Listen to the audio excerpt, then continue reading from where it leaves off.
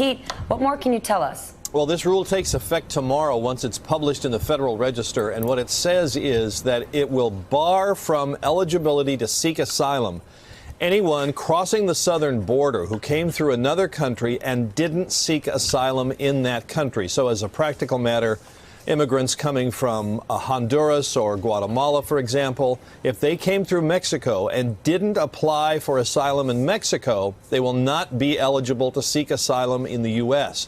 Now, in a joint statement, the Attorney General and the Secretary of Homeland Security say they believe this will reduce what they call a major pull factor that drives immigration to the U.S. They say it's caused by asylum seekers failing to seek urgent protection in the first available country.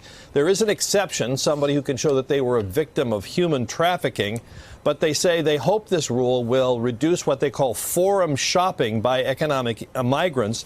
And they say another problem is the overwhelming... What does that mean, forum shopping? Somebody trying to seek the best, not seeking asylum in the first available place, but seeking asylum in some place that they think would be better or more accommodating to their asylum request.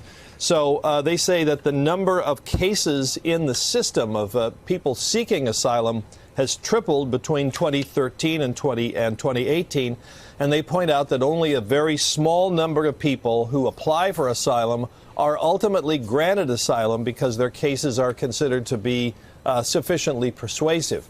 So they say there are just too many people who aren't eligible to seek asylum who are doing it, and they hope this will reduce that pull factor for migration into the U.S. Hey there, I'm Chris Hayes from MSNBC. Thanks for watching MSNBC on YouTube. If you want to keep up to date with the videos we're putting out, you can click subscribe just below me or click over on this list to see lots of other great videos.